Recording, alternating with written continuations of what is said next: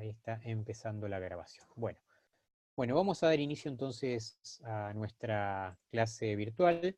Como les estaba contando, esta va a ser una de las dos que vamos a tener.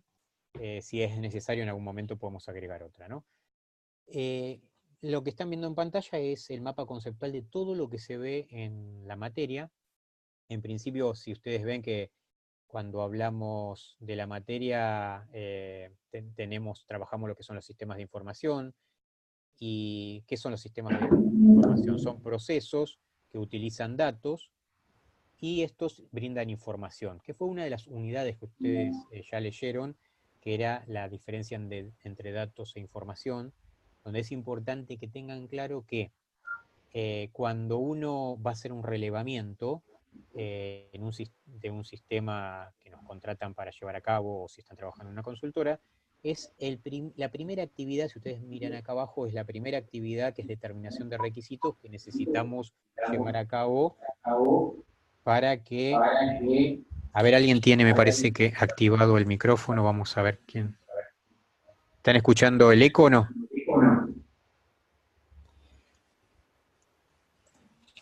Bueno, entonces les decía que la información va a ser importante, digamos, pensarla en función de quién es el usuario que va a utilizar el sistema. Entonces, la diferencia fundamental entre dato e información es que la información son datos procesados para ser utilizados por un usuario que va a tomar una decisión. Para esa persona es información, para el resto va a ser datos. Imaginen ustedes que un gerente de ventas de repente le dan un listado con las ventas que se produjeron por artículos y por sucursales en los últimos 3 semanas. Para él, que va a tomar una decisión tal vez de accionar de alguna manera, es eso información. Pero ese listado para, por ejemplo, el gerente de recursos humanos no lo va a hacer. Esto es importante tenerlo en cuenta porque cuando van a hacer el relevamiento a través de las encuestas, cuestionarios, todo lo que van a utilizar en las charlas con las personas que les van a decir qué sistema hacer, allí tienen que apuntar también, bueno, ¿quiénes son las personas que van a usar el sistema? ¿Qué información necesitan, digamos, tener para tomar decisiones? Y ahí empiezan a recolectar lo que requieren. Bueno, esa sería como una definición así y diferencia importante. Después en este mapa conceptual, como van a ir viendo, que esta información se puede extraer de bases de datos que utilizan SQL, como han hecho en el trabajo práctico 1 que ustedes implementaron. Ahí a través de herramientas, digamos, como ser las de SQL, sentencias, van a poder extraer respuestas, sería información, a las bases de datos. Las bases de datos que almacenan, justamente como la palabra lo dice, datos que no representan nada, recién cuando se procesa a través de un programa, de una funcionalidad del sistema, es donde se genera la información. Bien. En nuestra materia, en realidad, nosotros buscamos, si ustedes ven en las actividades, esto que está aquí abajo, que dice determinación de requisitos, análisis y diseño, esta es la parte que nosotros estudiamos, lo que es el análisis y el diseño. ¿Y qué es el análisis? Justamente analizar todo lo que se relevó en la primera etapa a través de las entrevistas, cuestionarios, y decidir qué es lo que cuál va a ser la solución que va a tener el sistema. Entonces el análisis responde a qué van a hacer, qué hay que hacer con el sistema, no el cómo, que lo va a decir el diseño. Es decir, que la solución para un sistema es uno. En cambio, el cómo pueden ser varios, porque en el cómo ya interviene la parte tecnológica, si la base de datos va a estar en SQL, si van a tener servidores, cuántas máquinas va a haber, si va a haber una implementación en la web o no. Entonces, el análisis simplemente es algo independiente de la tecnología. Entonces, es como la solución a lo que está pidiendo el cliente, ¿sí? Entonces, para ello, nosotros necesitamos conocer o mostrarlo de alguna manera. Y no lo podemos escribir de manera textual los pedidos de las personas, digamos, de los clientes. Entonces, lo que hacemos es utilizar una metodología, un modelado.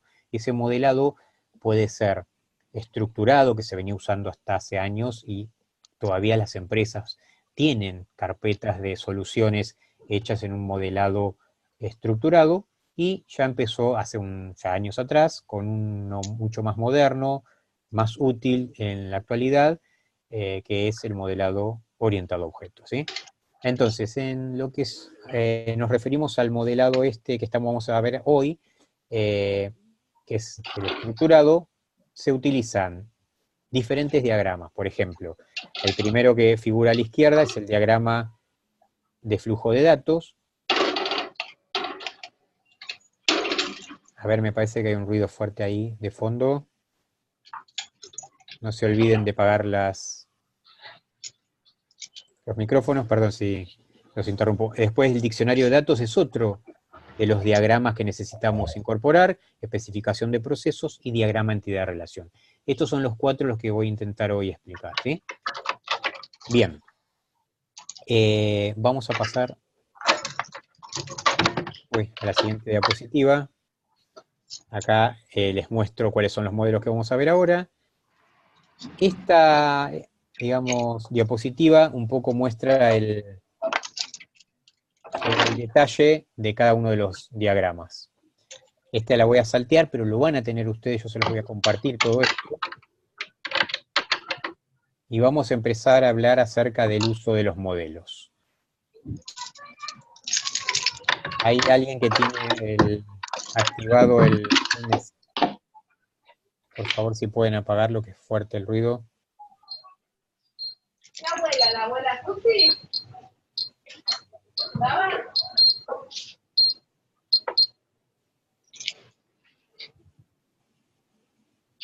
¿Pueden apagar, por favor, el micrófono? Bien. Entonces, cuando hablamos de modelo, vieron que, ¿qué es el modelo? Acá tienen las definiciones, todo, yo se las puedo leer, pero les voy a hacer una traducción. Nosotros en la realidad, cuando vamos a ver un sistema, no es que vamos a detallar todo lo que existe en esa realidad. Hacemos un recorte de esa realidad de lo que nos interesa a nosotros expresar para resolver el sistema. Entonces, cuando hablamos del modelo, es de alguna manera un recorte de la realidad, expresando o indicando los aspectos más importantes y dejando de lado aquellos menos importantes o los que no vamos a utilizar, ¿sí? Imagínense, ustedes están en un lugar donde es el área de ventas, ¿no? Y empiezan a relevar seguramente, bueno, a ver cuáles, digamos, los productos que se venden, cómo es el formulario de venta, pero no van a indicar nada relacionado a el mobiliario que está allí, o el tono en que habla un cliente cuando compra. Hay muchos aspectos que no nos interesan, sino desde el punto de vista de lo que nosotros llamamos orientado al sistema, ¿sí?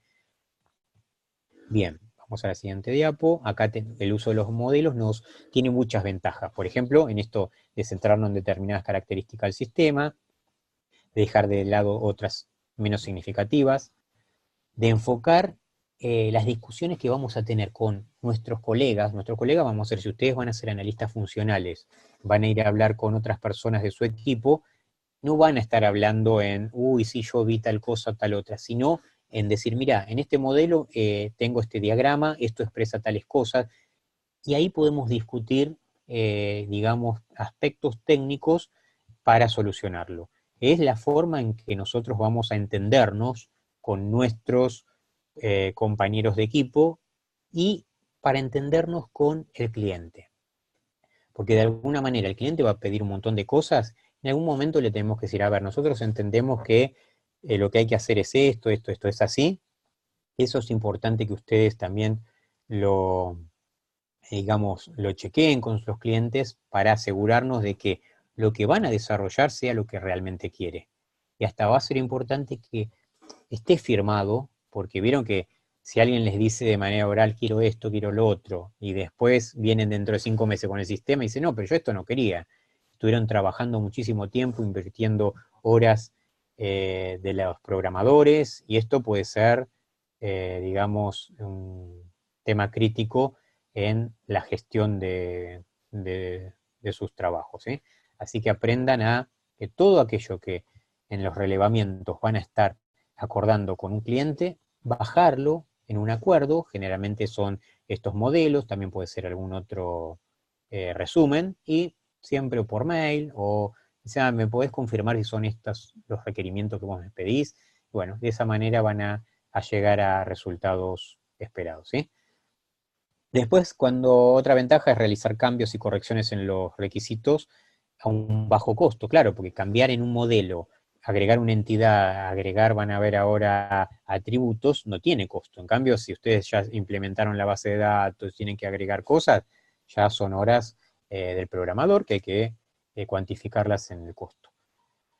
Bueno, el punto 5 ya lo dije, y otra cosa que va a ser importante es que los modelos deben ser documentados. En la facultad y en esta carrera los estamos preparando para que ustedes presenten de manera profesional todo, es decir, van a estar en proyectos grandes, algunos de ustedes, ojalá que así sean casi todos, algunos medianos, y todos van a requerir documentación del sistema. Y es justamente lo que queremos nosotros lograr que aprendan en esta materia y que, bueno, para aprobarla van a tener que comprender todo esto y siguiendo estos procesos, ¿sí?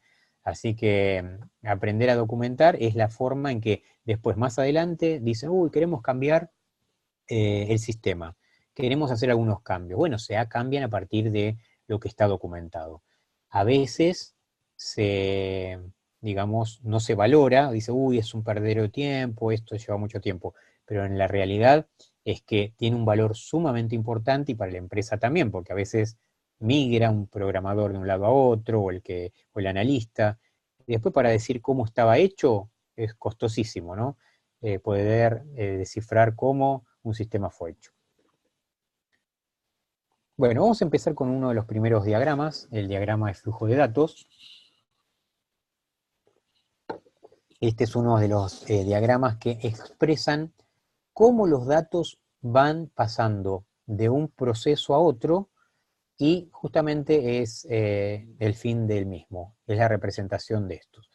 Bueno, ¿cómo se representa un DFD o qué es? Bueno, primero, ante todo, el DFD de mayor nivel es expresado a través de un círculo que van a ver que es un proceso, y se expresa el sistema en un círculo general, que ahora se los voy a mostrar, que va a tener un círculo que es el sistema. ¿Y con quiénes interactúa el sistema? Sería con qué entidades externas. Ahora vamos a ver en una de las diapositivas próximas que va a aparecer. El DFD tiene como objetivo es llevar a cabo o mostrar qué funciones son las que realiza el sistema, qué interacciones se producen entre esas funciones. Hablamos de funciones en procesos que ahora van a ir viendo. Por ejemplo, una podría ser, si estábamos hablando de las ventas, procesar una factura, dar de alta a un nuevo cliente. Son todas funciones que hay que ir mostrándola a través de esta metodología. Después, ¿cómo se transforman los datos de entrada en salida? Esa sería otra de las respuestas. Bueno, vamos a avanzar. Entonces, los procesos, acá tenemos, son transformadores de flujos de entrada generalmente en flujos de salida. Acá tenemos un proceso, y los procesos, ¿qué hacen? Tratan de evitar detalles procedimentales, es decir, en estos no vamos a encontrar cómo se lleva a cabo el detalle del mismo, ¿sí?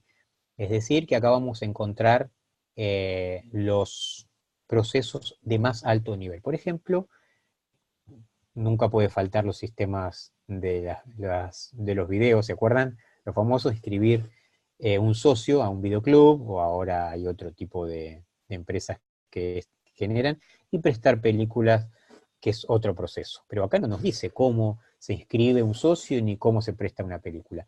Pero a nosotros nos ayuda a pensar de un nivel superior, porque decimos, bueno, tenemos que hacer este sistema. ¿Por dónde empezamos? Bueno, empezar a pensar de una manera general a más específica cuáles son los procesos que debería tener de mayor nivel. Ahora vamos a ir entrando en estos detalles, ¿sí?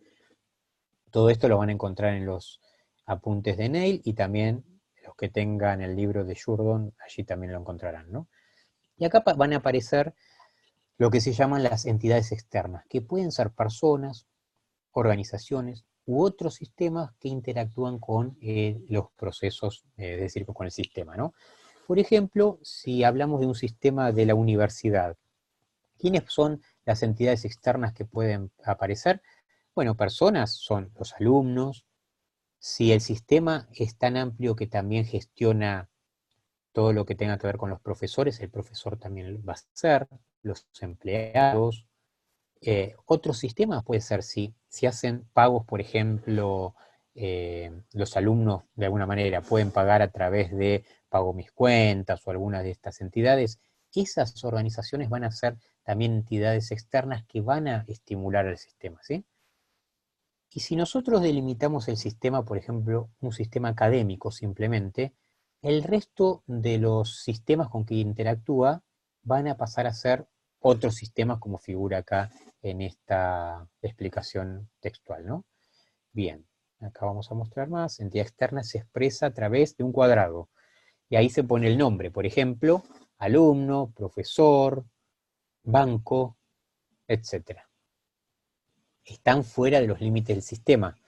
¿Sí? Las entidades externas siempre están fuera del límite del sistema. Son las que estimulan el sistema y los que dan origen a que, gracias a que existe alguna petición, un reclamo, un pedido, este sistema va a tener que existir con alguna funcionalidad.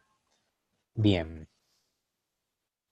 Ejemplo, socio y proveedor son dos posibilidades de ejemplo en un sistema que pueda gestionar en este caso las compras, ¿no? Si nosotros, el sistema de compras, vamos a tener, o en este caso estamos hablando del videoclub, el socio es uno que estimula y el proveedor sería las personas, digamos, o las empresas que van a vendernos las películas a nosotros que tenemos el videoclub o el que tiene el sistema.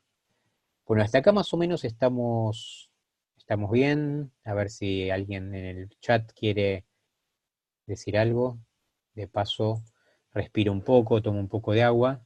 Ahí estaba escribiendo. Bien, acá me pregunta Federico Belfiore que si puede haber diferentes tipos de DFD. Los diferentes tipos de DFD, en realidad no es, hay uno solo, pero son diferentes niveles. DFD nivel 0, DFD primer nivel, segundo nivel, pero vamos a ir viendo las diferencias. Ahí Jonathan está diciendo que, muy bien, le estuvo contando que está el general nivel 0 y el particular que puede ser diferentes niveles. Buenísimo. Generalmente un sistema puede llegar a tener hasta un nivel 3, o después vamos a ver en qué momento se frena un DFD. Para los que todavía no lo comprenden, porque ya Jonathan nos contó antes cuando estábamos esperando que se hagan las 7 de que algo había visto, así que buenísimo. Voy a seguir.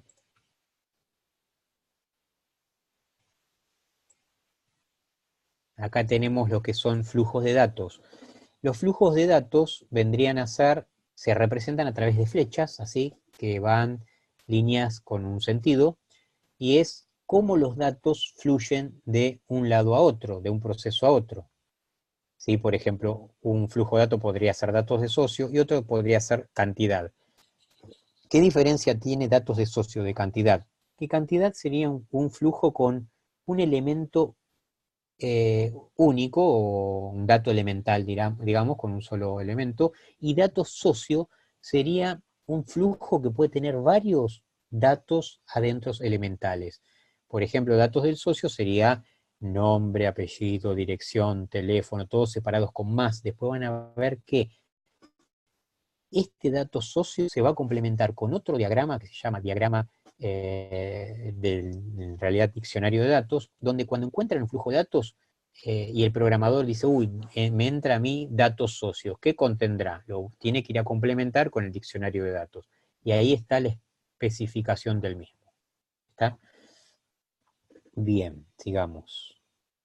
Almacenes de datos que son, permiten especificar qué cosas necesitamos guardar, digamos, de manera provisoria para luego ser consultado. Es decir, los almacenes de datos son aquellos que después se van a convertir en las bases de datos. Si yo quiero, por ejemplo, socios va a ser uno, pues yo quiero ir almacenando la información del socio para después, si tengo que llamarlo por teléfono, guardar quiénes son mis socios, etc. Ahí hubo un chat de alguien que, bueno, está diciendo, perfecto, no dijo nada nuevo. Bueno, el almacén de datos se puede expresar a través de dos líneas paralelas o también puede ser si cierran la parte izquierda también. Si van a ver en Jurdon, se cierra la parte izquierda, eso también representa el almacén de datos. Lo importante es que conceptualmente ustedes comprendan qué contiene. Pues después van a ver que capaz que hay un par de autores que uno lo muestra de una manera y otro de otra, pero no se preocupen. Lo importante es saber que hay almacenes de datos. Son 4 elementos que van a tener los FD, que ya vimos, uno que son los procesos, 2 que son los flujos de datos, 3 que son las entidades externas y 4 que son los almacenes de datos. No hay más nada en los DFD. Así que si encuentran alguna pregunta teórica o cuáles son los elementos que van a tener que poner estos 4 y explicarlo y dar ejemplos. ¿Está? Bien. Entonces permiten guardar temporalmente datos para luego ser procesados por algunos procesos. Vieron que vamos a necesitar procesar. Ejemplos de este tipo de almacenes van a ser películas y préstamos en este sistema que estamos pensando en como ejemplo, ¿sí? Bien, vamos a poner 2 indicadores. Si la flecha va hacia, esto quiere decir que un flujo de datos ingresa a un almacén, quiere decir que el contenido de ese almacén de datos va a ser modificado, es decir, que es una alta o una modificación cuando después lo generemos. Va a haber algún proceso que va a estar modificando el contenido del mismo. Y si es al revés, las flechas van del otro lado. Si yo acá tengo uno que diga consultar datos del socio, la flecha va a ir desde el almacén hacia el proceso. Estos ejemplos los vamos a ir viendo con más claridad a medida que avancemos.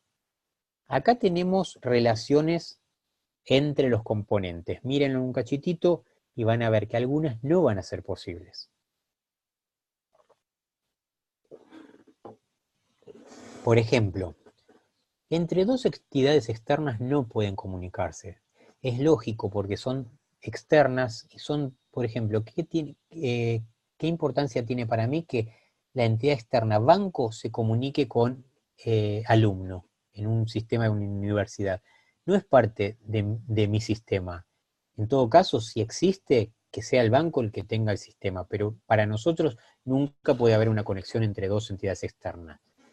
Sí los puede haber entre un proceso y una entidad externa, entre un proceso y un almacenamiento, por ejemplo, cuando guarde información y la flecha vaya hacia ese almacén o que lo esté leyendo, puede haber entre 2 procesos, no puede haber de ninguna manera entre una entidad externa y un almacén que está dentro de mi sistema. Imaginen que el banco accede directamente a mi base de datos. No es posible, será a través de un proceso que yo le dé permiso, si no, no va a poder ser. Y entre 2 almacenes jamás se pueden conectar, salvo que haya un proceso en el medio que gestione, por ejemplo, los ABM, ¿no? O alguna situación. Bien. Buenísimo. Avanzamos. Y acá aparece nuestro primer diagrama, que lo llamamos diagrama de contexto de nivel 0, que resume lo que el sistema tiene, digamos, cuál es el sistema que estoy generando y con qué entidades externas está, digamos, interactuando mi sistema. Esto había dado justo un ejemplo acá, alguien está consultando algo, a ver, vamos a mirar el chat un segundito. Cuando hablamos de ABM, hablamos de alta, baja y modificación, ¿no? Exactamente, Matías, es así. Bien. Jonathan iba a hacer una consulta, no sé si es una respuesta de algo. No, no, yo le estaba por hacer una consulta con respecto a los almacenes de datos. A ver, decime. Usted me ejemplificó varias de lo que no se puede comunicar, por ejemplo, una entidad externa con un almacén, por fuera del sistema, por fuera del proceso, entre dos almacenes, por fuera del proceso. El tema es dentro del proceso si se puede comunicar o puede darse la casualidad de que haya dos almacenes de datos que se comuniquen entre sí. No sé si Sí, se por entiende. ejemplo, si vos, por ejemplo, decís generar factura, vos que consultás, utilizás el almacén factura y el almacén cliente, porque viste que en la factura ponés cuál es el cliente que le vas a facturar, y entonces en ese proceso, que sería generar factura, dos al menos vas a estar consultando. Claro, pero dentro del proceso, ¿no? Por Siempre fuera dentro del es proceso, sí, exactamente. siempre dentro del proceso. Iría una ida y vuelta entre los dos Sí. almacenes de datos. Sí, se pueden conectar muchos siempre a través de un proceso. Eso es lo que decía el otro. Exactamente. ¿Ah? Claro, esa era mi consulta. Buenísimo. Bueno, Perfecto. bueno, siguiendo. Ahora, a partir de ese DFD nivel cero o diagrama de contexto, que es nuestro sistema, tenemos que empezar a hacer un primer nivel con los sistemas, digamos, los subsistemas más importantes. Por ejemplo, en un sistema de una empresa que, por ejemplo, factura, que vende y compra cosas, puede tener uno que sea subsistema o, es decir, de compra, otro puede ser el de ventas. Si también está incluido la parte contable, podría ser el contable, ¿no? Entonces ahí nos vamos a encontrar con tres niveles, o los que sean. Acá está como generalizado. Esto lo voy a pasar para que no los confunda. Después, si quieren, los analizan, lo van a poder comprender. Y entonces, en un primer nivel, vamos a encontrar, por ejemplo, como si fuera este proceso 1, donde interactúa con la entidad externa y además graba en el almacenamiento 2 y lee del almacenamiento 3, que podría ser, por ejemplo, el subsistema de compras. Después puede haber otro que sea el de ventas, que es el proceso C, que lee también de 1 y que manda su información a una entidad externa. Y así tenemos como un primer nivel, ¿no? ¿Termina ahí? No. Ahí empieza, digamos, porque dentro imaginen ustedes que en el subsistema de compras vamos a tener varios procesos. ¿Cuáles van a ser?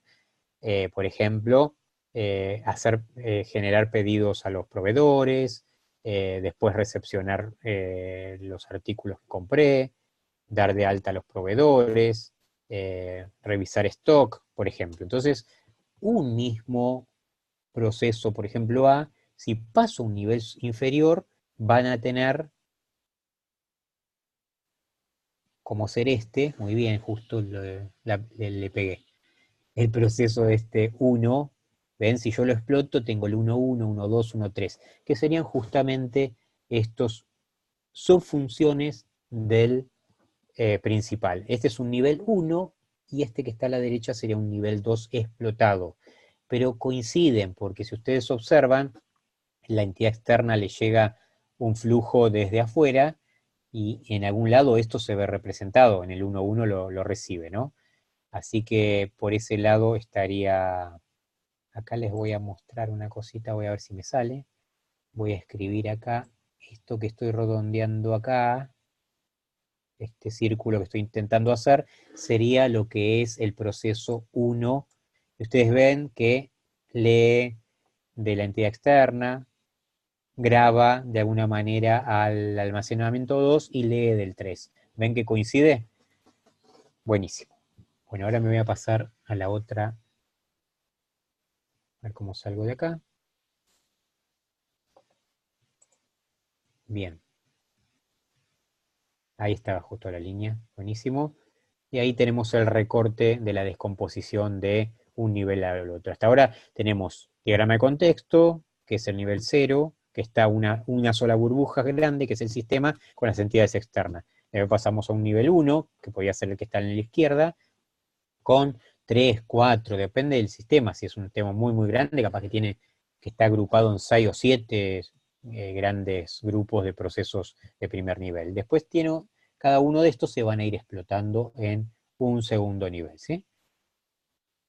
Bien, acá me quedó grabado esto en la pantalla. Un segundito. Voy a tratar de borrarlo. Ahí está, lo borré. Buenísimo. Ahora les quiero contar que hasta qué nivel sigo explotando, porque yo ahora que llego a un nivel, empecé con el 0, el 1 y el 2. ¿Habrá un tercer nivel? Bueno, depende, hay que analizar cada proceso que está en el nivel 2 y analizar si ese mismo proceso podría ser escrito, por ejemplo, en un pseudocódigo. Todos saben lo que es un pseudocódigo, ¿no? Es una explicación de cómo se resolvería ese proceso sin tener en cuenta en un lenguaje de programación específico. Se dice, por ejemplo, leer tal información, grabar, si tal cosa pasa tal otra. Bueno, esto ustedes ya lo han visto en otras materias. Entonces, lo que le quería decir que si una manera de medir si hay que seguir explotando podría ser, y esto lo dice Jourdon, es que si el pseudocódigo, por ejemplo, entra en una hoja, en una sola hoja, ya podemos decir hasta ahí es suficiente. Si se extiende más, tal vez tendríamos que explotarlo en un subnivel, ¿está? Con lo cual, puede pasar que algunos poquitos procesos que sean más complejos, que sean más extensos, de un nivel 2 pasen a a un tercero. A esos que ya no se pueden explotar más se los llaman procesos primitivos. ¿Está? Generalmente es un nivel 2, la mayoría quedan, y si es un sistema grande, algunos van a seguir siendo explotados a un nivel más, no más que ellos, ¿sí? Todo esto que estamos viendo acá, nosotros cada vez lo damos menos porque ahora se utiliza todo lo que es el modelado orientado a objetos, pero no lo podemos eliminar porque ustedes van a ir a trabajar a lugares donde, ¿qué ocurre? Van a encontrar estas carpetas y van a estar hablando con colegas o con personas que esto lo tienen que saber leer. Entonces es como saber dos lenguajes o dos idiomas. Y imaginen que van a China y tienen que saber chino y tienen que saber inglés. Bueno, el chino porque lo tienen que saber porque es lo nuevo, pero el inglés porque es algo que mucha documentación que la tienen en ese idioma y bueno, lo tienen que aprender. Entonces, por eso nosotros seguimos explicando esto, porque ustedes van a saber leerlo con esa explicación que les estamos dando, ¿sí? Bien, acá por ejemplo tienen el videoclub, este es un nivel 0, ¿ven? ¿Cuáles son las entidades externas? Cliente, proveedor y socio. Acá hace falta después completar cuáles son los flujos con los nombres. Acá lo estamos haciendo en un PPT simple para que ustedes vean en términos generales. Ahí está todo el sistema y tenemos las entidades externas que van a interactuar con el mismo. Buenísimo. Este es un primer nivel. Aquí ustedes observen que es como el sistema del videoclub es mucho más simple. No está dividido en gestión de cobranza, gestión de compras, se hace mucho más simple, entonces se divide en inscribir socio, prestar película, comprar película y devolver la película, como 4 del primer nivel, y ahí ya están, digamos, interactuando entre sí todas estos procesos. Entidades externas y los procesos en la primera descomposición funcional. Esto porque es un sistema simple, ¿sí? En los sistemas que ustedes van a estar trabajando van a encontrar en un primer nivel más generales, ¿está? Pero las dos opciones pueden ocurrir. Acá hay algunas sugerencias importantes. A ver si vale la pena algunas. Acá después léanlo, esto yo se los voy a pasar, lo tienen también en los apuntes. Y bueno, cuando ustedes eligen en un primer nivel que les contaba esto de agrupar en gestión de compras, gestión de ventas, subproceso de recursos humanos, por ejemplo, o de gestión de recursos humanos, tenemos que agruparlo por afinidad, es decir, procesos que hagan lo mismo. Por ejemplo, esto es el punto de la elección de los procesos está asistidos por los conceptos básicos de la descomposición funcional, que son cohesión y acoplamiento. Nosotros vamos a tratar de agrupar en todo lo que es compras todos los subprocesos que estén relacionados con él, ¿no? Los de recursos humanos que tengan que ver, también los vamos a agrupar.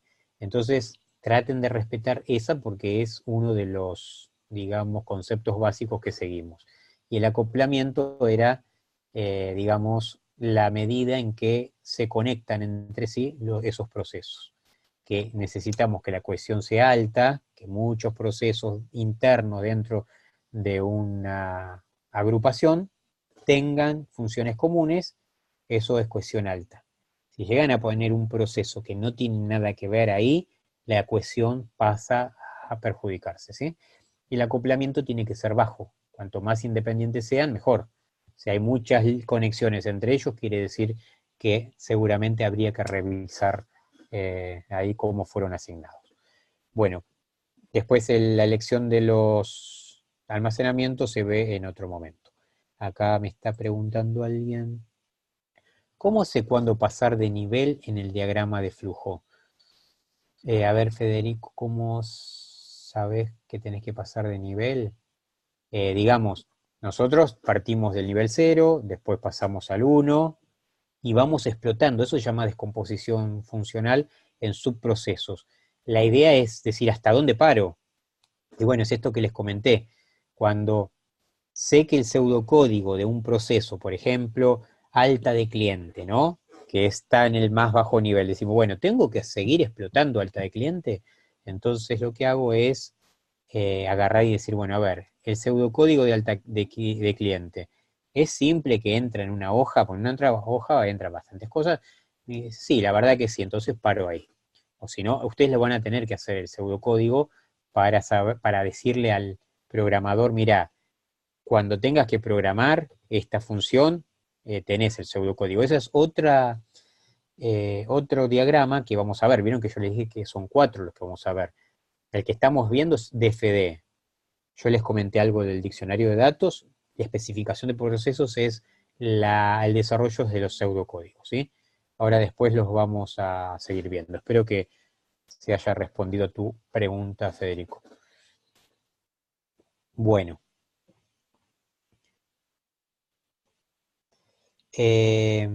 Acá tenemos, por ejemplo, la explosión de prestar películas, que va a otro nivel. Ven que tenemos como entrada fecha, código de socio y también código de película y cantidad. Estas son las entradas que va a tener el préstamo de película. Y código de socio más código de película. Bien. Y la salida va a ser la que figura aquí abajo, código socio más código de película más devolución, y la cantidad. Todo eso es el seguimiento que se va haciendo, digamos, de cómo ustedes están pensando, que es el proceso de prestar películas. Entonces entra el código de socio, se controla, ¿vieron que acá dice control socio? Bueno, ese proceso ¿qué hace? Extrae el código de socio del almacenamiento socio y la fecha de la cuota para ver si está al día. Entonces, si es positivo, siempre que piense en estos procesos es sin las situaciones, digamos, que salgan por negativo, es decir, es el caso exitoso, cuál sería el proceso. Entonces, en este caso se controla esto y sale todo bien. Entonces, el código de socio salió correcto.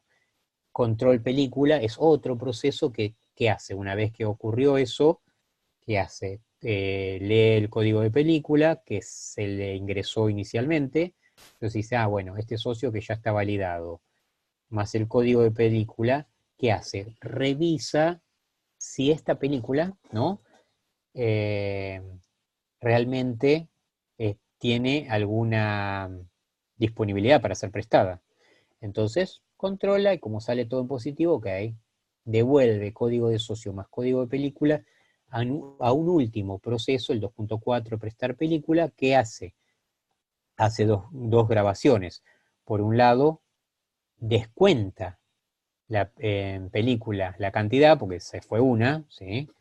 Por ejemplo, Avenger, que está prestada ahora, que la están alquilando, buenísimo, le descuenta una. De las 25 que tiene disponible quedaron en 24. Y ¿qué hace? Graba en préstamo, que es otro almacén, le dice, bueno, para este código de socio, más este código de película, más la fecha de evolución que se indicó.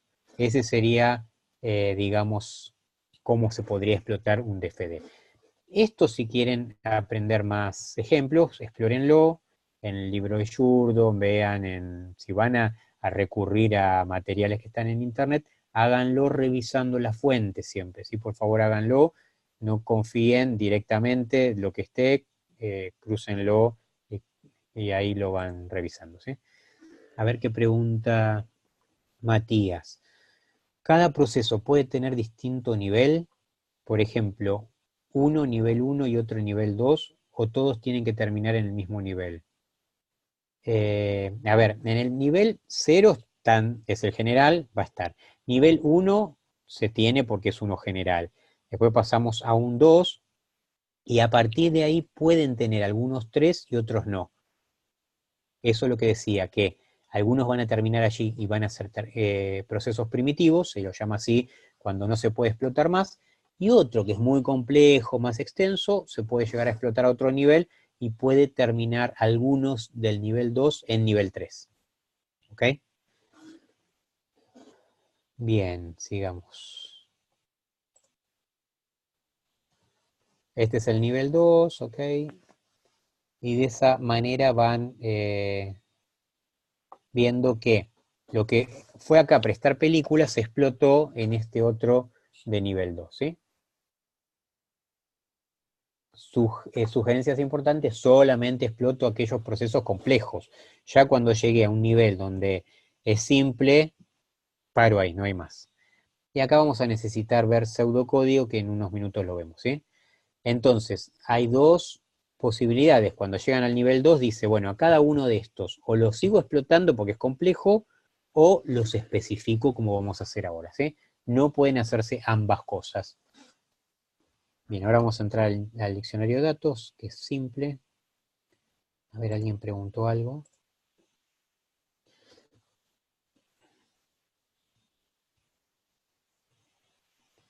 Está bien.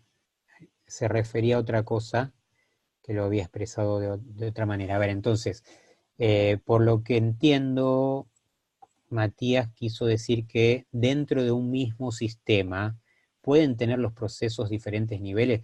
No, un proceso, por ejemplo, que sea prestar película, ya tiene un código, ese ya queda ahí. En el nivel siguiente va a ser la explosión del mismo. Va a tener otra numeración. Incluso si ustedes van viendo, las numeraciones se van sumando un nivel, con lo cual empieza con 1, 2 y 3, al siguiente nivel es 1, 1, 1, 2, 1, 3, 1, 4, si son 4 la explosión del 1, para el 2, 2.1, 2.2, 2.3, y si por ejemplo el 2.2 es tan complejo que requiere ser explotado, vamos a tener un nivel más que va a ser 2.2.1, 2.2.2 y así sucesivamente. ¿Está? Bueno, sigamos. Ahí está un poco más claro por lo que dice. Bueno, el diccionario de datos, yo esto lo voy a pasar porque es el mapa conceptual, que siempre se los ponemos para que ustedes lo vean. Un diccionario de datos en realidad va a ser una lista organizada para expresar determinados flujos de datos, qué contenidos tienen los mismos, o para los almacenes, para indicar qué información tiene ese almacén. Por ejemplo, el almacén socio. Al programador le llegó la carpeta del sistema y dice, tengo que hacer un almacén socio. ¿Qué campos le va a poner esa persona? Pobre, si no sabe, si no le indicamos. Bueno, para eso está el diccionario de datos que él va a ir a buscar en el almacén socio y va a decir socio igual y va a tener una arroba con, por ejemplo, DNI, DNI de la persona, que podría ser la clave primaria, ¿no?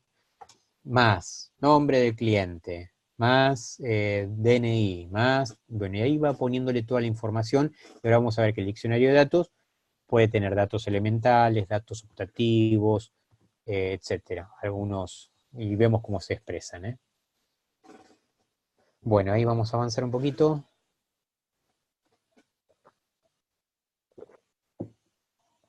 Bueno, datos elementales, dijimos, ya se les había contado, es la información mínima que tenemos. Por ejemplo, DNI sería un dato elemental. Nombre de una persona es un dato elemental. Un dato complejo, o digamos que esté formado por más de un dato combinado, podría ser dirección, cuando la dividimos en calle, por un lado, más número por otro. Ese podría ser, digamos, no elemental, ¿no? Los datos elementales después también hay que indicarle a los programadores, y ahora vamos a ver el nombre, la descripción, longitud, tipo y dominio de valores. Ahí vamos a la otra diapo, que esto está explicado. Nombre es el nombre que le vamos a dar a ese dato elemental, por ejemplo, DNI. Eso es como lo escribimos. Entonces, descripción indica de manera breve que representa Documento Nacional de Identidad. Lo escriben porque si alguien le pone unas siglas, PLM, y ustedes no saben ni qué es, tiene que estar explicado. Siempre se explica en ese nivel, ¿no? Y la longitud, si es alfanumérico, numérico, y ahí entre paréntesis la cantidad, el tipo que representa, esto ustedes ya lo van conociendo, ¿no? Ahí está muy explicado. Y el dominio, ¿cuál es el conjunto de valores que puede tener? Porque esto le puede servir para el programador, ¿no? Por ejemplo, si uno pone edad del socio, y bueno, capaz que los socios tienen que tener de 18 en adelante. 18 en adelante, bueno, entonces se especificará ahí el, digamos, dominio de los valores posibles. Con todo esto, el programador ya va a poder armar toda la información, ¿sí? ¿Cómo se separan los datos en una estructura que no sea simple? Así, para separar uno de otro, con el más. Para separar cuando vieron necesitan seleccionar como ser tipo de documento, capaz que le quiero poner cédula de identidad más, no más, sino las opciones con una barra que sea a 90 grados, una línea, ¿no?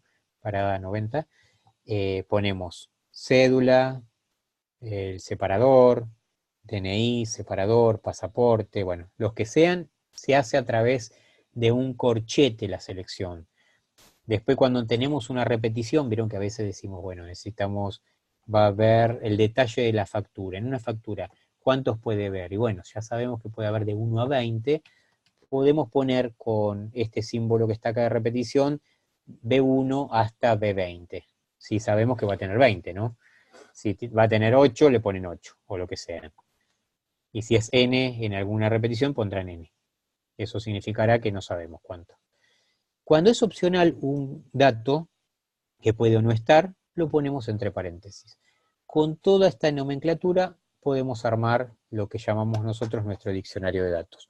Acá tenemos ejemplos, el que yo les mostré acá, documento acá abajo, igual entre corchetes, DNI, cédulas a pasaporte, que es para elegir. Acá tenemos separados por más, dirección, alumno. Bien, sigamos. Repetición. Bueno, acá ustedes tienen los ejemplos de 1 a 10, el artículo. Ven que están expresados de esta forma como les estoy mostrando aquí. Opcional, entre paréntesis, el domicilio, perdón, de facturación. Es entre paréntesis. Ahí quiere decir que puede o no cargarse. ¿Vieron? Mucha información que a veces uno carga puede o no estar. Entonces, esa es la forma de decirla en un modelado, en este caso son el diccionario de datos, porque recuerden que acá no lo hacemos dependiente de ningún lenguaje de programación, con lo cual tiene que ser bien independiente, pues todavía no se sabe, a veces en esta instancia, cómo se va a implementar. Bueno, acá tenemos el símbolo arroba o subrayar. Un dato significa que es un dato, digamos, que es primario, ¿sí? Un atributo clave lo llamamos a este. Cuando estamos en análisis lo llamamos atributo clave. Cuando después estamos hablando ya en el diseño de una tabla, cuando lo implementamos, ahí sí hablamos de un campo primario, ¿sí? Esa sería la forma de hablar bien en estos niveles, ¿no? Flujos de datos también, vieron que yo les dije dos cosas. Se puede el diccionario de datos expresar para los flujos de datos que vemos que aparecen entre los procesos, en los DFD, o para los almacenes, no para otra cosa. Así que cuando ahora pronto los tomen en un buen trabajo, le dicen, ah, mira, tengo la carpeta de sistema, ¿ustedes saben esto? Sí, saben, la van a poder leer, van a entender que los flujos que están ahí, el contenido lo van a ir a mirar en el diccionario de datos. Bueno, acá tenemos subrayado, los almacenes, es la forma de decir, este es el almacén socio, código, nombre, apellido y dirección. Bueno, y ahora llegamos a la especificación de proceso. Bueno, la especificación de proceso, como les conté, sirve para poder especificar los procesos primitivos, es decir, los de menor nivel. ¿Por qué? Porque si le llegamos a dar a los programadores esos dibujitos con las burbujas y los cuadraditos y las flechitas, nos van a correr por todos lados. Entonces, ¿dónde vamos a poder expresar cómo se lleva a cabo el alta de un socio, por ejemplo, o el agregar un socio? Bueno, en una especificación de un proceso. Entonces se puede hacer a través de pseudocódigo, que esto ustedes lo saben. ¿Es la única herramienta? No. Hay otras, pero la que más se usa es la especificación de procesos. Ahí la vamos a ver. La especificación de proceso, bueno, esto lo voy a saltear. Ven que son 4 herramientas. El lenguaje natural, que nosotros nunca especificamos un proceso redactándolo así normalmente como hablamos, nunca, jamás. Eso, lo táchenlo porque, bueno, alguna vez lo pueden tener, pero no sirve de esa forma. Sí, lo hacen a través del lenguaje procedimental, que es el pseudocódigo, que es el cuarto, que utiliza selección, estructuras de selección, de decisión y de iteración. Creo que de este tema ustedes saben bastante y me van a poder hasta enseñar a mí, creo yo. Bien, y los otros 2 son árboles de decisión y tablas de decisión, que tienen cosas como son para determinadas decisiones. Van a ver que algunos procesos no son fáciles de establecer a través de un pseudocódigo. Es más fácil indicar a través de un árbol o una tabla, que ahora les voy a mostrar cómo es. Bueno, ahí tenemos estos 3, los pasamos. Bueno, acá, especificación de procesos estructurados. Esto después lo van a leer ustedes. Acá tenemos un árbol de decisión. Se utiliza para cuando hay condiciones. Bueno, si pasa una cosa, hago tal acción. Si pasa otra, tal otra. Y ahí voy creciendo en alternativas. Por eso el árbol de decisión se usa para este tipo de casos. Vamos a ver un ejemplo. Acá tenemos uno. Acá tenemos la especificación. Quiero mostrar, acá tenemos el texto. Yo me voy a poner un poquito porque si no, no quiero terminar muy tarde, ¿sí? Después lo van a leer. Bueno, acá tiene un enunciado. Y hay determinadas condiciones que si pasan, hay determinadas acciones. Y un ejemplo podría ser este. Si las compras que lleva hecho un cliente son mayores a 10.000 pesos, entonces, si tiene buena historia de pago, le hago una acción que es trato prioritario, una acción que se va a llevar a cabo. En cambio, si las compras son mayores o iguales a 10.000 pesos, pero tiene mala historia de pagos, y dentro de esta hay 2 posibilidades más, otras decisiones, si esta persona ya hace más de 20 años que es cliente o menos, si es de más de 20 años tiene prioridad alta, pero si tiene menos en ese camino, se le da un trato normal. Y por otro lado, en este ejercicio, si las compras es menor que 10.000, pero tiene buena historia de pago, también se le da un trato prioritario. Y si tiene mala historia, para los que compraron menos de 10.000, en el último paso, se le da un trato normal. Esto, si lo tenemos que estar escribiendo en un pseudocódigo, es complicado. Entonces, para eso existen esta herramienta que está buena, que es para cuando hay combinaciones de digamos, restricciones y que generan acciones. Otra son las tablas de decisión, que son parecidas, donde se combinan todas las alternativas de condiciones posibles. En este caso hay 3 condiciones posibles, ¿no? En este ejemplo que estoy poniendo. Entonces ustedes tienen que combinar y poner todas las combinaciones de verdadero y falsos que hay. 2 elevado a la 3, como hay 3 condiciones, son 8, ¿no? Entonces son 8, son las que tienen que completar, y acá tienen todas. Y de acuerdo a qué condiciones se dan, van poniendo una cruz a qué acción corresponde. A veces este puede ser muy útil. Acá tienen el mismo ejemplo de antes, visto desde una tabla de decisión.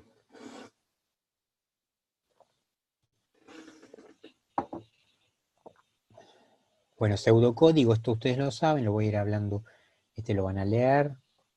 El sí, según, esto ya lo tienen, son las estructuras de decisión, lo van a tener, la repetición también lo tienen, lo van a poder ahí llevar a cabo.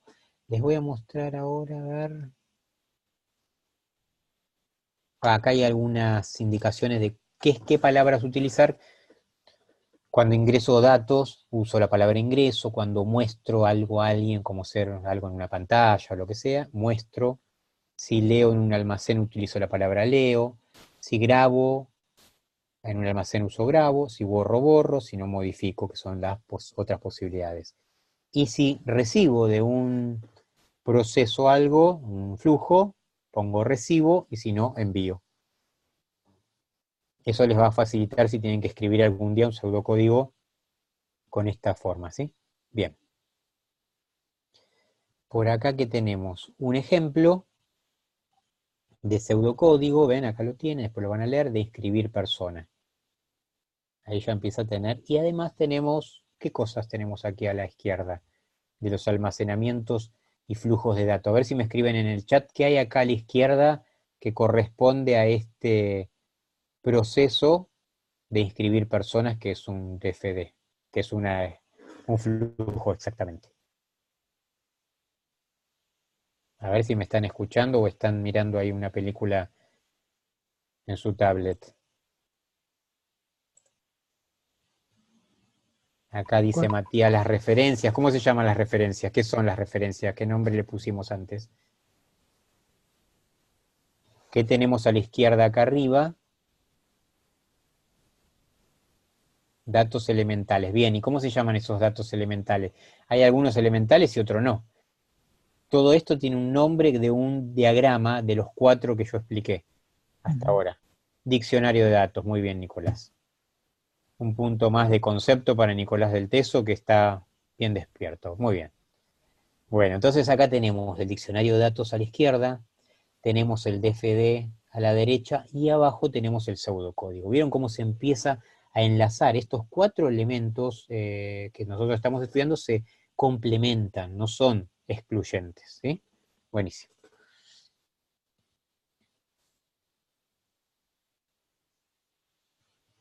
Bueno, ahí terminé con lo que es 3 de estos 4. Están para ver, me falta ver lo que es el diagrama entidad-relación.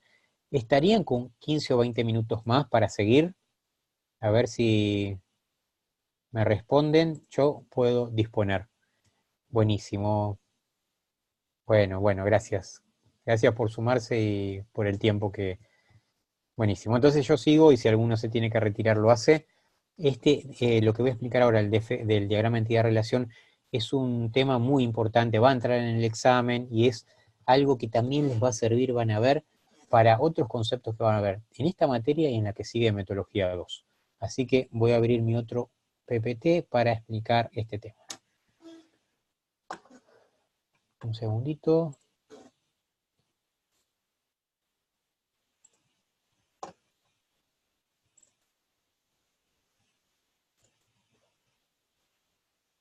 ¿Cómo cierro esto? Acá compartir pantalla. Un segundito, ya estoy.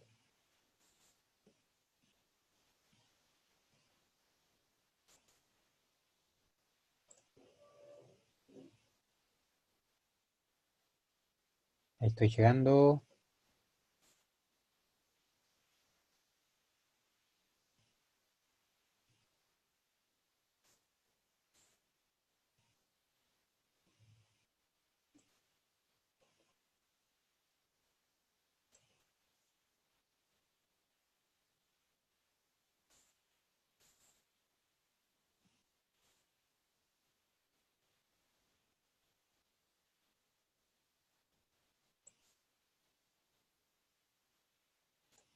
Un segundito. Me complico acá. Pero ya estoy volviendo. Acá está. Buenísimo. Bueno. Acá vuelvo. Y vamos a ir a ver la cuarta herramienta, ¿sí? Que es el diagrama entidad-relación. Buenísimo. que es, acá si ustedes observan el mapa conceptual, tenemos diagrama de flujo de datos, vimos recién diccionario de datos, especificación de proceso, y ahora entramos el diagrama entidad-relación. El diagrama entidad-relación, ¿qué es? Vieron que nosotros tuvimos los almacenes, los íbamos indicando con, digamos, las dos líneas en paralelo, o si no, con o cerrándole una de sus bocas de la izquierda, ¿no? Esos todos son los almacenamientos. Ahora, de alguna manera, todos los almacenes se van a tener que relacionar, se van a convertir en entidades que más adelante se van a convertir en las tablas. Miren qué importante que es este diagrama, que ya nos empieza a organizar nuestro sistema. Todos estos modelados que vimos, si ustedes ven acá en esta PPT, forman parte del análisis. Recuerden que nos sirve para identificar la solución. ¿Qué se va a hacer? No el cómo, ¿está? Entonces, modelo entidad-relación. Nosotros partimos del modelo entidad-relación, este que vamos a ver ahora, que es un modelo conceptual que recién les decía es independiente de la implementación. Acá nos importa si después la base de datos va a estar en SQL, en el que sea. No nos importa para nada porque estamos haciéndolo independiente. Ahora, el modelo relacional sí es dependiente de la implementación. Y van a ver que además de aprender a hacer el modelo entidad-relación, vamos a tener una técnica que automáticamente vamos a transformar ese modelo entidad-relación al modelo relacional, que después nos van a agradecer porque los programadores van a decir, buenísimo, ya tengo armada mi base de datos, independientemente del lenguaje que lo van a hacer, le va a servir, ¿sí? Bien, vamos a ir viendo acá lo siguiente. Las entidades entonces pueden ser la que dijimos, socio, facturación, compras. Hay un montón de almacenes que vamos a estar, digamos, teniendo, y de los almacenes que nosotros expresamos en los TFD, algunos de ellos pueden ser directamente una entidad y algunos capaz que se dividan en más de una entidad. Por ejemplo, a veces pasa que la factura, nosotros cuando después, vieron que nosotros cuando la pasamos más adelante, una factura se divide en factura y en el detalle de la factura, como ser este ejemplo que estoy poniendo acá, ¿no? Y acá aparece un primer concepto que es entidad regular, que son las entidades que vamos a encontrar en el 95% de las veces. En el resto podemos encontrar una entidad débil. ¿Qué es débil? Que depende de la que exista. Por ejemplo, en la que está aquí a la derecha, en el ejemplito dice facturas y líneas de facturas, o detalle de factura, ¿no? Yo por cada número de factura que tenga almacenada en mi entidad, ¿cuántos detalles de facturas voy a tener? Si ustedes se imaginan una factura, vieron que tienen el encabezado, que está a qué cliente se va a, a facturar, el número de factura, y después viene todo un detalle de líneas, y a esa se refiere. Entonces, como va a tener muchas líneas cada factura, si yo no le indico de qué factura proviene, el número de línea 1 hasta la 20 se van a repetir tantas veces como factura haya. Entonces, no voy a poder tener un identificador propio. A eso se la llama entidad débil, ¿sí? Y se expresa con este dibujito como está acá. Trae, el que tiene el circulito negro es que es una clave primaria, o un atributo primo o primario, ¿sí?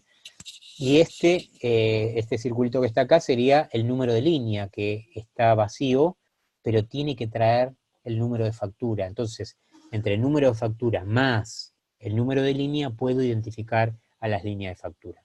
Este es uno de los ejemplos de entidades débiles. Después, exploren o investiguen otros ejemplos. No van a encontrar muchos, pero está bueno que los tengan en cuenta, ¿sí? Vamos a ver, bueno, las entidades regulares tienen existencia propia y las débiles dependen de otra. Cómo ser las líneas de factura depende de la factura, ¿no? A ver, acá me están preguntando algo. No me quedó todo claro el concepto de entidad débil. Sí, el concepto de entidad débil no es muy fácil de comprender, pero yo ahora te lo vuelvo a explicar. Y si vuelve a quedar no muy claro, cualquier cosa amplíen y en una clase así de repaso podemos ampliarlo, ¿sí? Si yo, por ejemplo, en detalle de factura, ¿no? ¿Qué atributos tengo? Si yo tengo una factura, ustedes van a ver que tengo número de línea, descripción de lo que se factura, el código, descripción sería número del producto o artículo que se factura, la descripción del artículo, después cantidad unitaria pedida, y el precio parcial, por ejemplo, ¿no? Con toda esta información, que serían los atributos que tendría el detalle de factura, ¿puedo identificar a qué detalle corresponde uno? ¿Por qué esta pregunta? Porque el número 1 de detalle está en muchas facturas. Si ustedes observan, si yo tengo 50 facturas, voy a tener en cada una línea 1 en todas. Tengo que identificar a alguien que la contenga. ¿Y quién es el que la contiene? Justamente su entidad fuerte o padre, que es factura. Porque las líneas de factura están inmersas en él. Esto es lo que le puedo explicar hasta aquí. Y yo los invito a que busquen otros ejemplos y que se pongan o si no me escriben o lo vemos por mail, ¿sí? ¿Les parece? A ver si a quién fue que no le entendió. Si Mariano. ¿Mariano quedó más claro? Bueno, un poquito más. Bueno, te acepto entonces. Seguramente en los presenciales pasa lo mismo, lo explicamos. Y después, aunque sea suelten, más adelante vuelvan, y capaz que cuando uno vuelve a ver la totalidad de los conceptos, después lo vuelven a comprender, ¿sí? También busquen ahí en Shurdon ejemplos, ¿eh? Bueno, acá vamos a ver los tipos posibles de atributos que tenemos. Pueden ser descriptivos o identificadores. Identificador es el que tiene la clave primaria, ¿no? Por ejemplo, DNI podría ser uno, identificador, nombre de la persona en alumno no es descriptivo, no es identificador. Juan Pérez puede haber un montón. Domicilio también puede haber varios alumnos que estén viviendo, que sean hermanos, lo que sea, que estén en el mismo, que hayan sido alumnos del mismo lugar, ¿no? Puede haber monovaluados o multivaluados. Monovaluados porque tiene un valor y multivaluados que tiene varios.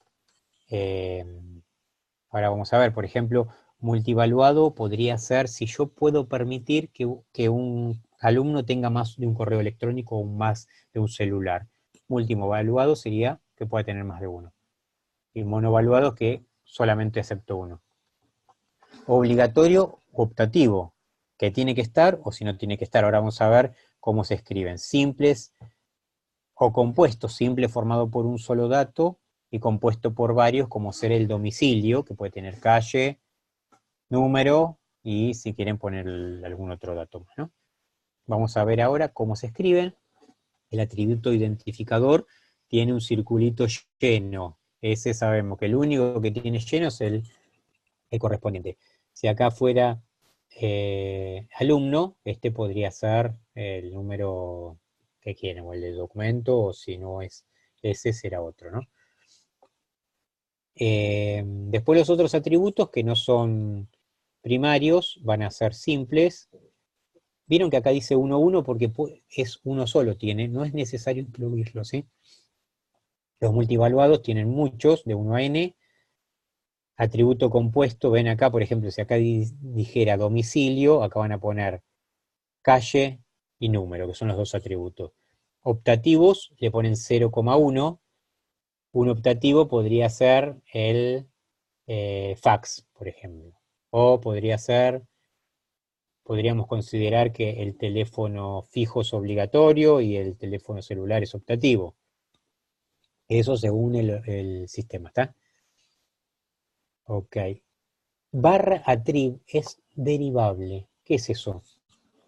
Por ejemplo, la fecha de nacimiento de una persona sería un atributo monovaluado y sería simple, ¿no?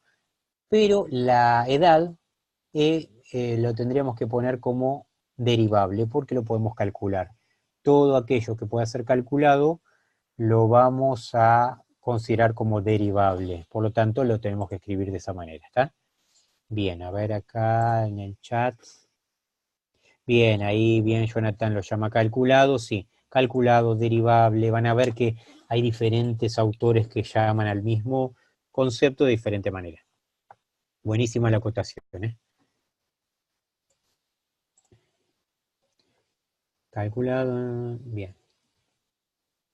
Acá Jonathan quiere preguntar algo respecto al atributo identificador, a ver. Claro, respecto al, porque nosotros tenemos, el atributo identificador sería la primary key. ¿Qué pasa si yo tengo una primary key que está compuesta por dos campos? En la PPT anterior había DNI y número de matrícula. ¿Cómo Sí. lo represento en la entidad? Bien, se ponen dos que son atravesados. Ahora creo que hay un ejemplo ahí, ahora lo vamos a ver, que son dos que se van a unir. Ahora vemos el ejemplo, ¿te parece? Dale, dale, dale. Gracias por la pregunta, buenísima. Esto vamos a pasarla. Ven, acá está, entidad.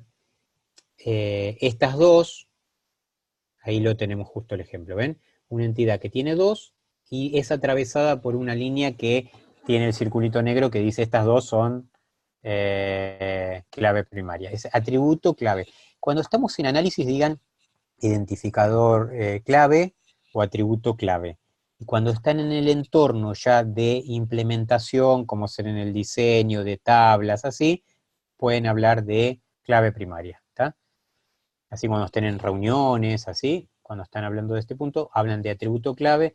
Acá hablamos de entidades en análisis y en este nivel, y cuando estamos ya en una tabla, hablamos de tablas, ¿sí?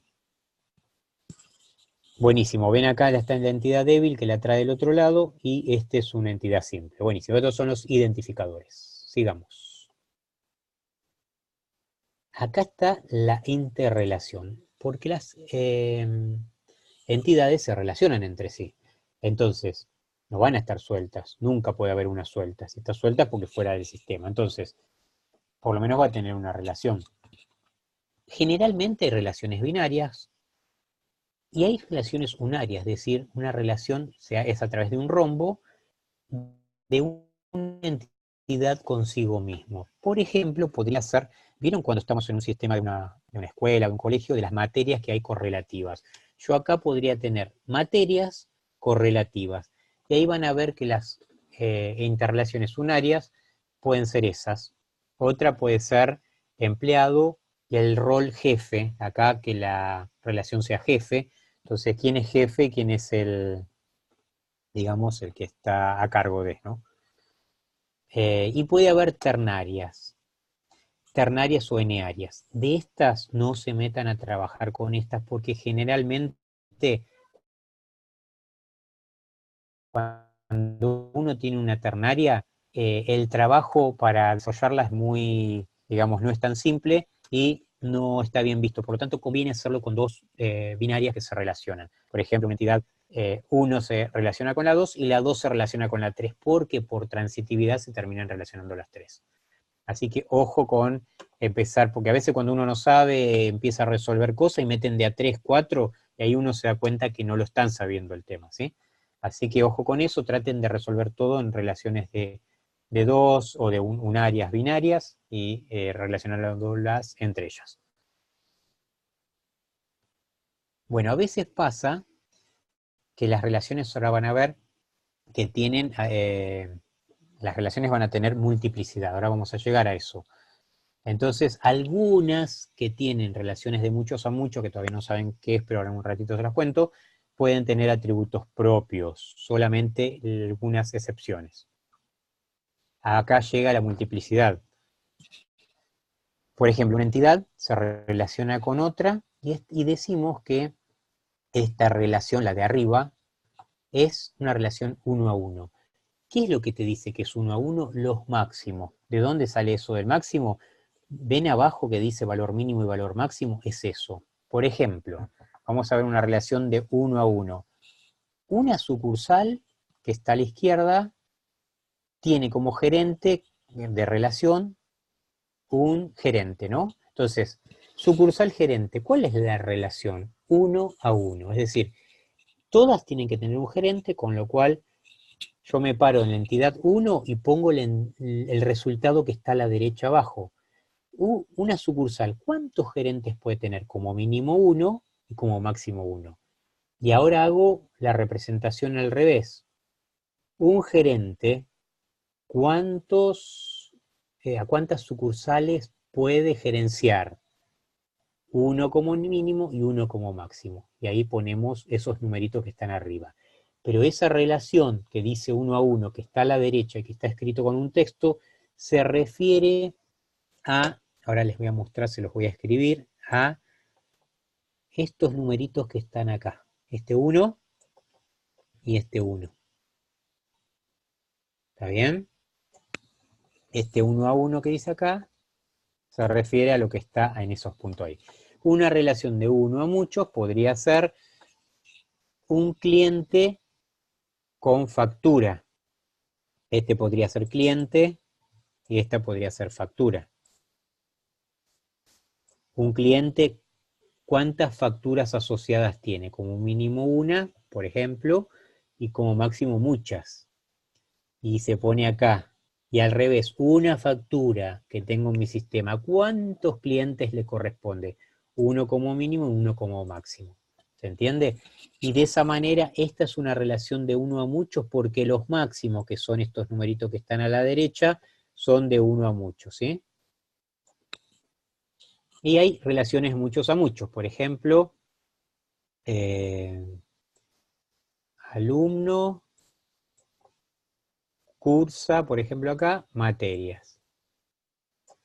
Un alumno, ¿cuántas materias puede cursar? 1 a muchas, ¿sí?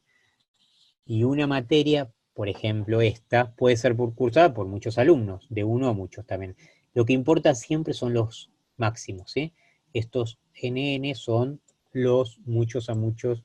Y estas tres, este concepto es fundamental, porque ustedes ahora van a ver que van a tener ejercicios en el modelo entidad-relación, háganlo, van a tener que resolver con estas, identificando las entidades, las relaciones, poniendo las cardinalidades. Y esto es muy importante para el examen y para la materia, porque se toman el examen, ¿por qué? Porque es algo que necesitamos que lo sepan bien. Es algo que es muy solicitado, digamos, conceptualmente. Y es más, yo tengo en la guía o unos ejercicios que les voy a dar, que fueron tomados en una entrevista laboral para tomar un analista funcional. Los mismos, una vez yo los recibí, y a partir de ahí los puse y los pongo en evaluaciones o en trabajos, ¿sí? ¿Se entendió este tema? Voy a salir de esto, primero voy a borrar todo esto que escribí acá. Voy a usar mi goma. No sé si estarán dormidos, no me están... y ya estarán comiendo las empanadas del viernes. Bueno, a ver qué me están contando mis alumnos. Al menos algunos se están riendo, buenísimo. Bueno, es un tema interesante y muy importante, así que ahí algunos ya los están esperando con vino y asado. Y encima no invita a Juan Monsalve, lo voy a tener en cuenta eso, ¿eh? Buenísimo, bueno. Bueno, un segundito más, vamos a seguir a otros temas. Bueno, acá hay otro concepto que es el de la generalización. A veces van a encontrar ustedes lo siguiente, que hay una entidad que puede ser especificada. Por ejemplo, en la universidad nosotros tenemos alumnos, y tenemos alumnos de la carrera de grado y alumnos de carrera de posgrado, que podrían ser, y los que a veces necesitamos especializarlos, ¿no? De alguna manera. Entonces, los podemos dividir. ¿Por qué puede pasar eso? Porque las entidades, por ejemplo, que vieron no solamente por los atributos que va a tener el alumno de grado y de posgrado, pueden tener atributos diferentes. Sí, por ejemplo, el de posgrado tiene fecha en que se graduó, carrera en que se graduó, que no lo tiene el alumno el alumno de grado, ¿no? Esto tiene que ver con conceptos después van a ver más adelante de herencia, y tenemos también otro tema que es personas, podría estar acá arriba, los podemos especializar en empleado, en personas también pueden ser alumnos, BDEL, profesores, y esas entidades se pueden relacionar con otras, porque el profesor no se va a relacionar en las mismas relaciones que va a tener el alumno o el BDEL. Entonces, necesitamos especializarlos, ¿sí?, para ello. Entonces, según, si tengo una entidad muy grande, la quiero dividir en otras, se llama especialización. Y si tengo entidades que son individuales, como ser, tengo empleado, tengo profesor, tengo alumno, mira, son todas personas, y de ahí puedo crear una generalización, en ambos sentidos, con un concepto de integrarlos, ¿no? Porque tienen atributos propios y se aprovechan entre sí esa información. Bueno, esto después lo van a leer. Bueno, acá tenemos cómo se transforma la transformación de, que no lo vamos a ver, yo lo voy a saltear. Después vemos si lo vemos otro día o si lo estudian ustedes por su cuenta.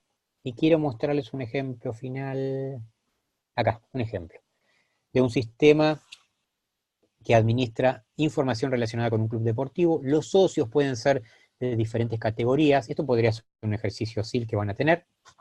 Esta depende de su antigüedad. La cuota social tiene dos componentes, consta de un básico que depende de la categoría del socio más un plus que depende del deporte elegido. Se desea tener además información sobre los deportes que practica cada socio, con la siguiente información: deporte, día y hora de práctica, profesor y arancel. Un socio puede practicar distintos deportes, cada profesor trabaja en un solo deporte, pero por supuesto en cada deporte trabaja más de un profesor. Bueno, esto se tiene que traducir en requerimientos a consultas, como qué es lo que se necesita. Acá tenemos como que el pedido que estamos necesitando, el listado de socios por categoría, de socios y sus cuotas pagas, bueno, teniendo el mismo, y a través de ese relevamiento que tuvimos, podemos empezar a identificar cuáles son las entidades, que en este caso son socios, después los van a analizar tranquilos, por supuesto, este fin de semana van a estar estudiando todo esto, escuchando otra vez todo este video y haciendo mucha práctica, me imagino, ¿no? Bueno, los socios, categorías, profesor, deporte y cuota, que son determinados como, que nosotros nos vamos a dar cuenta que son, algunos son sustantivos, ¿no? Que son los que necesitamos almacenar de acuerdo al sistema. Y algunas interrelaciones, sabemos que necesitamos ver entre socio y deporte alguna relación, deporte-profesor que la va a dictar, socio-categoría para saber cuáles son los socios de determinada categoría, y socio y cuota para ver si las pagan, si las tienen al día, etc. Bien. Y acá tenemos las entidades, las interrelaciones y armamos las conexiones entre ellos. Esto es una primera aproximación, lo hacemos de esta manera, ¿no? Yo lo voy a pasar un poquito más rápido. Ahí tenemos las entidades, las interrelaciones. A las interrelaciones está bueno ponerle los verbos que los representan y empezamos a poner todos los atributos que tienen, ¿sí? De acuerdo al relevamiento que tengan. Ahí tenemos los atributos, ven que están los atributos claves, todo. Acá encontramos que cuota no era suficiente con el número de cuota, porque el número de cuota 1 del 2019 la tienen un montón de socios. Entonces necesitamos además la clave primaria o el atributo primo de socio para poder convertirla, esta débil, en fuerte o para que funcione, ¿sí? Buenísimo. Ponemos las interrelaciones. Una categoría puede tener muchos socios, un socio una categoría, y ahí empezamos a armar todo eso que vimos recién, y se armaron todas las multiplicidades. Buenísimo. Este es un buen ejemplo. Después de esto, perdón, es otra alternativa de notación. Varios de ustedes lo deben conocer, ¿no? Yo quiero que armen la otra porque es la que estamos usando ahora en la materia. Después, más adelante, después vemos cómo implementan otra.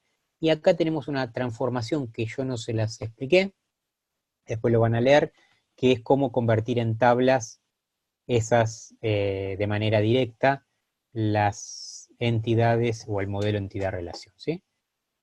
Después ustedes ahí pueden sacar resolución de consultas en SQL, esto ustedes lo están sabiendo muy bien, y ahí hemos terminado este tema. Yo ahora voy a salir un poquito y voy a escucharlos a ustedes para ver si tienen alguna pregunta, qué les pareció la clase y qué quieren saber más respecto a este tema. Si alguno quiere levantar la mano, también lo puede hacer y les doy la palabra.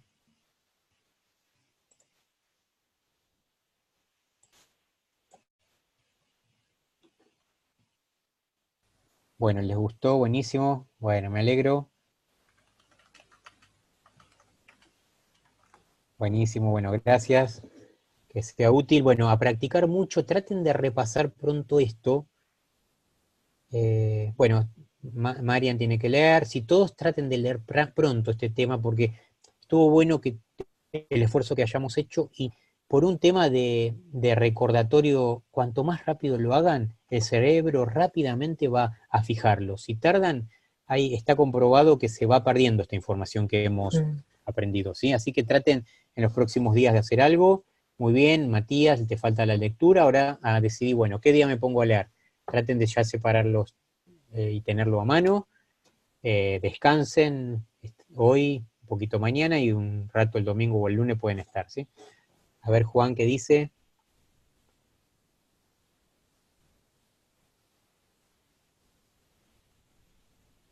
Las prácticas van a estar en las guías que están que se suben, así que por ahí van a poder estar practicando, ¿sí?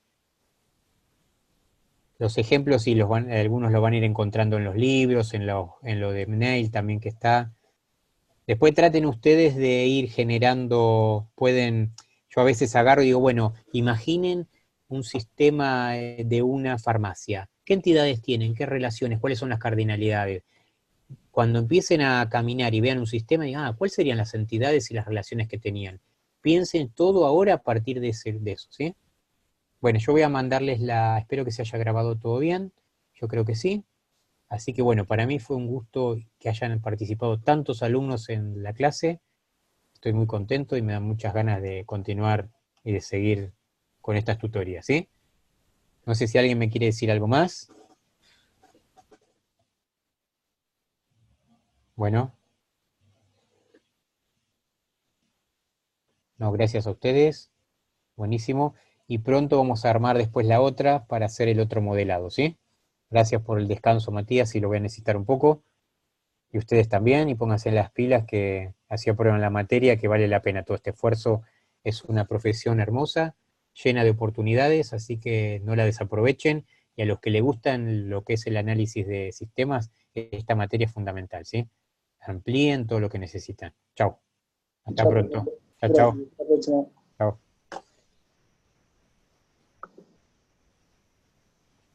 Buen fin de gente. Nos Chao. estamos Hasta viendo. pronto. Chao. Chao. Pasen lindo. Chau, chau. Abrazo a todos.